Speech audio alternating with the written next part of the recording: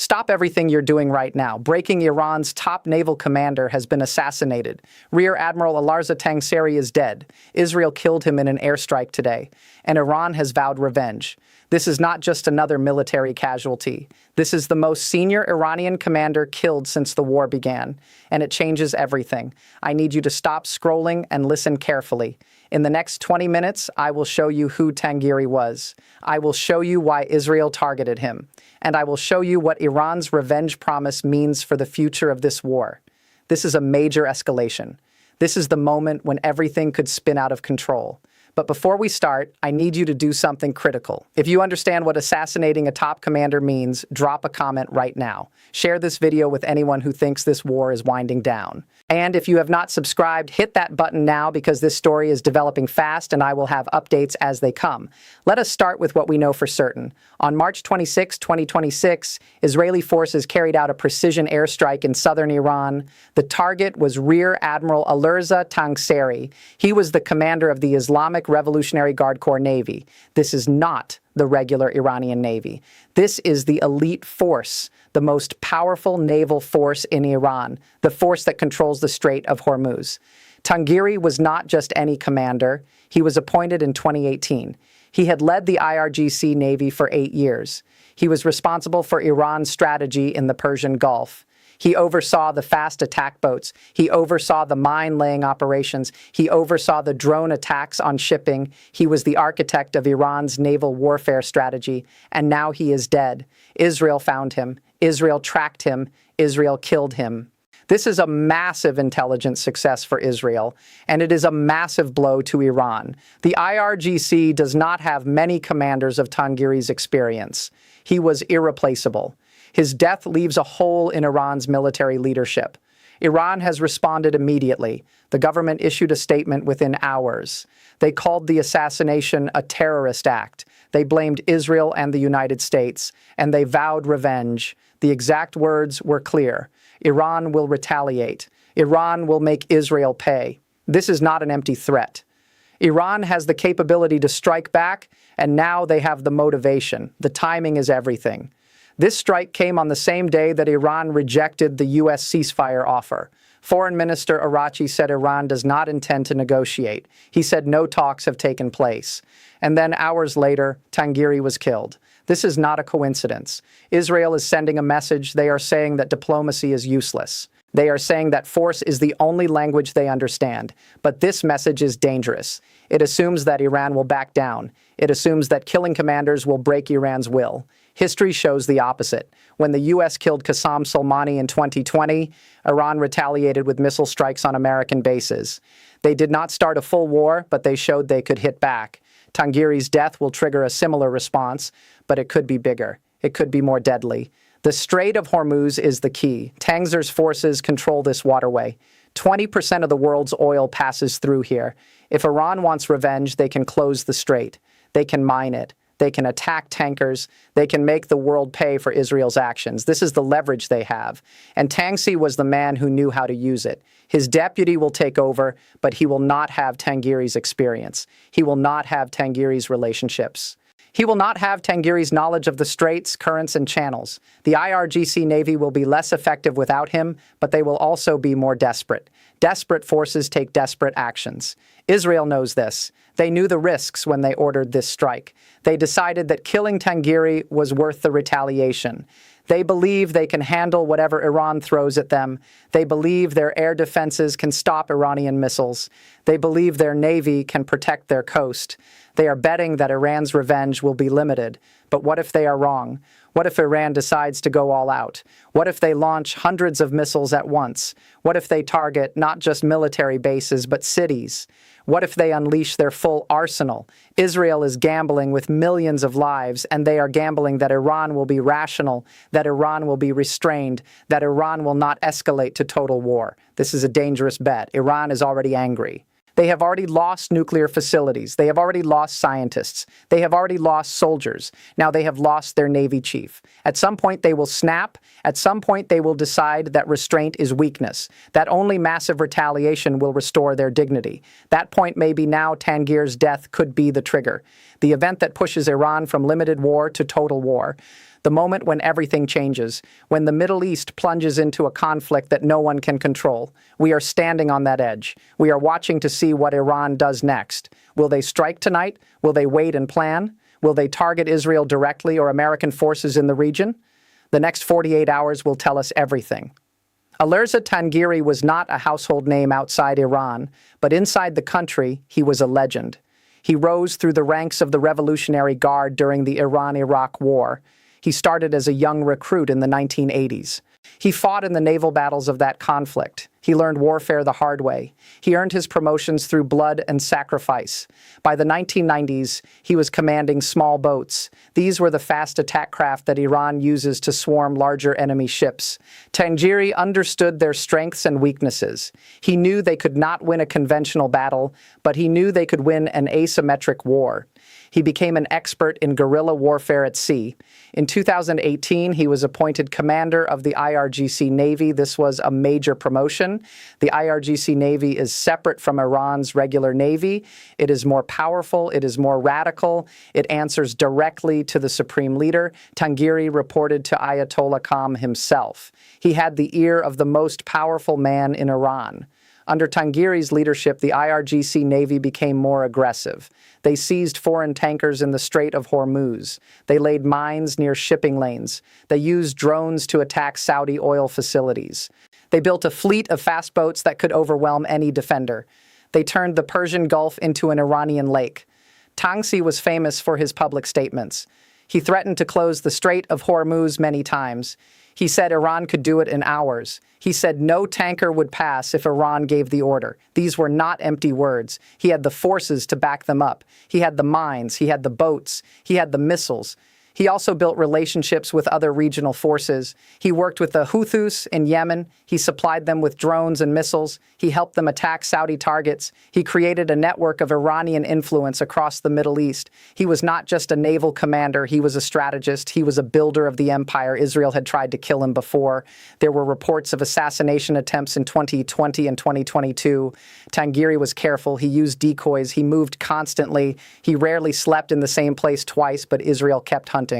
They have informants inside Iran. They have surveillance assets watching every move. They never gave up.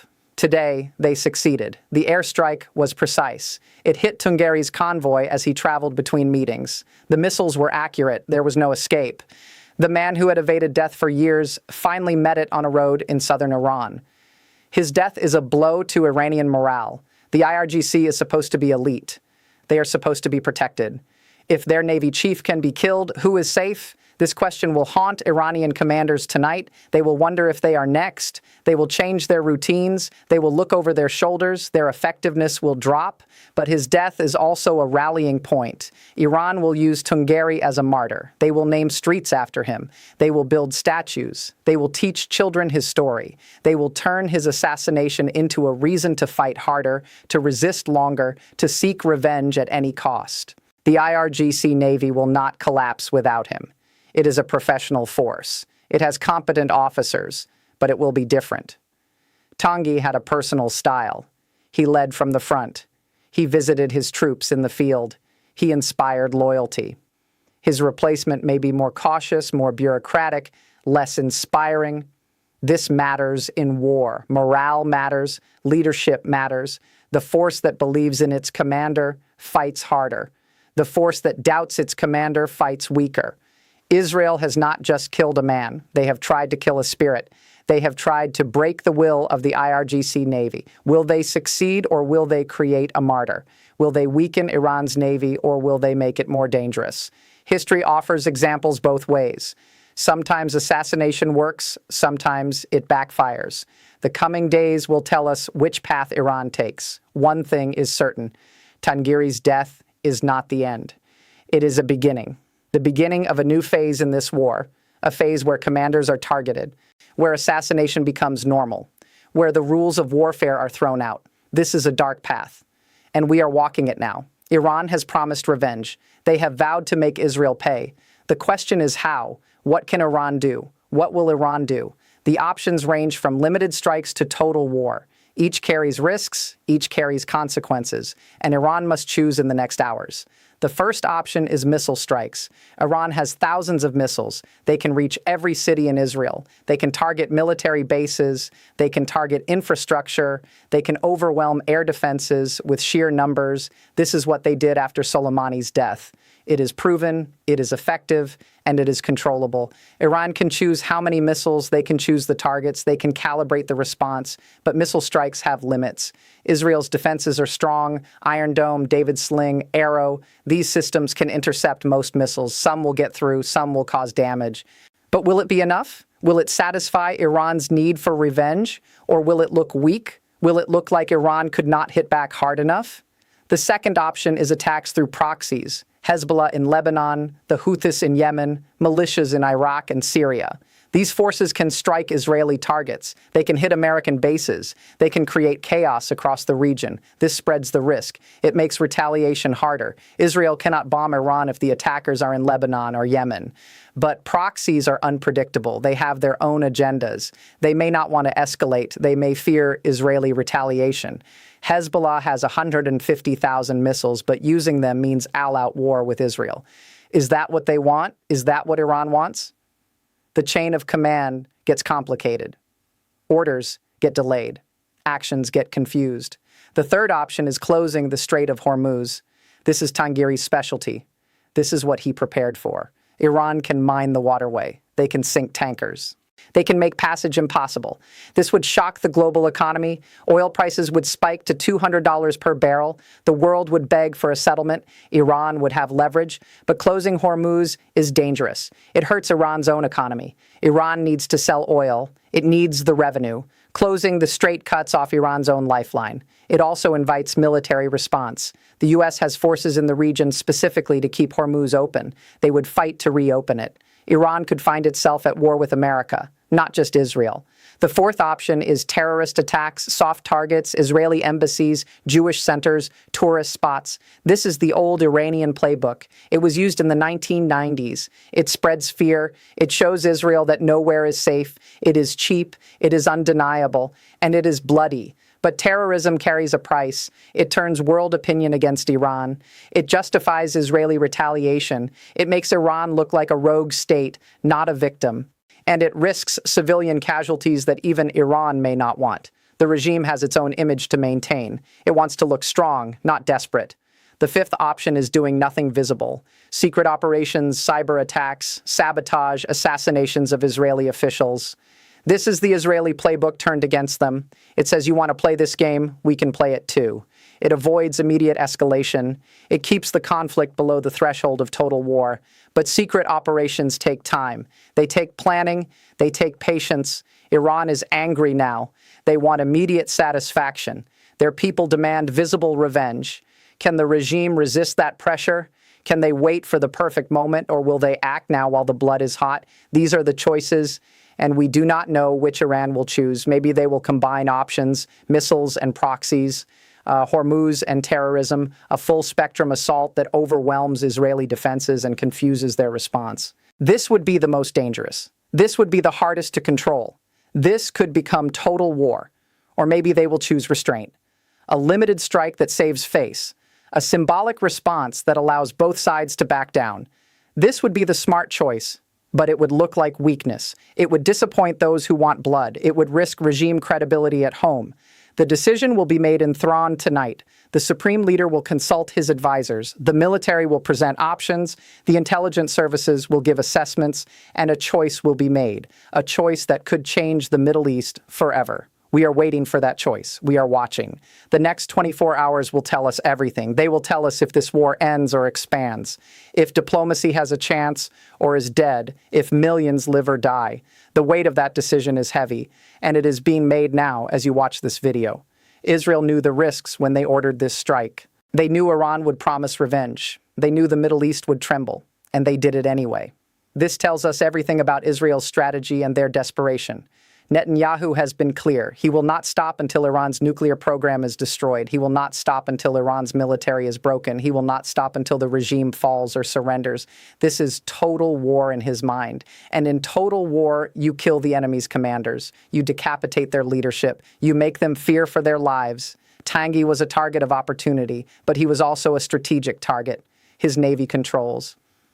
Without him, Iran's ability to close the waterway is reduced. His successor will need weeks to take full command, weeks to understand the systems, weeks to build relationships.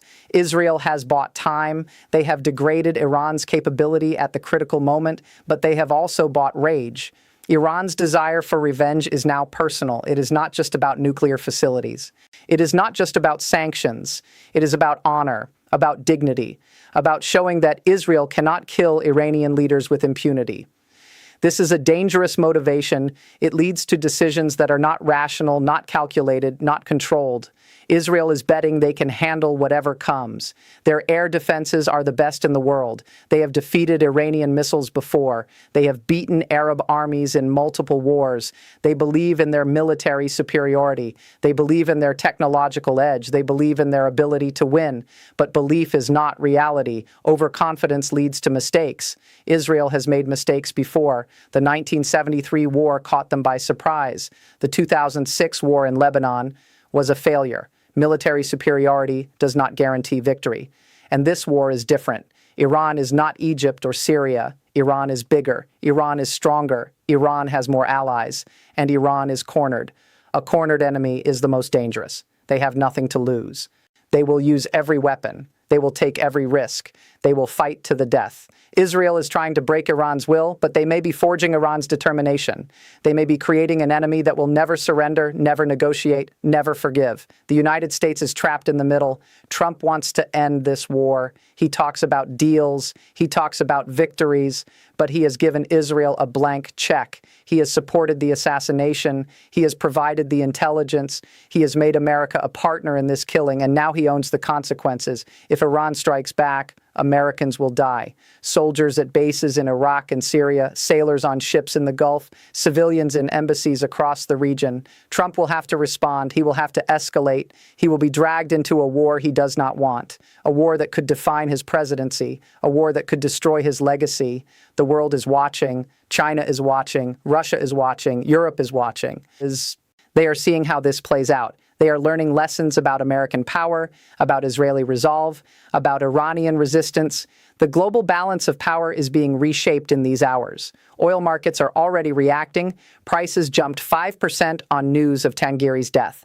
Traders know what this means. They know Hormuz is at risk. They know the global economy is fragile. They are pricing in disaster.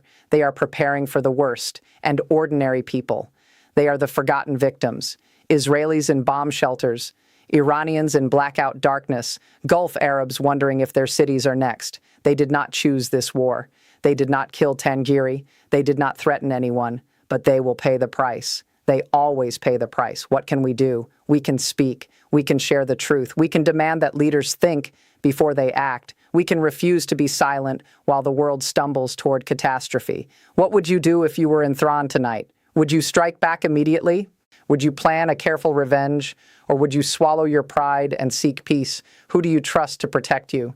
The governments who start these wars, the generals who plan the killings, or your own judgment, your own courage, your own voice? Will you speak out? Will you share this video? Will you be the one who says stop before it is too late? Drop your answers below. Subscribe for updates. I will keep reporting as long as I can.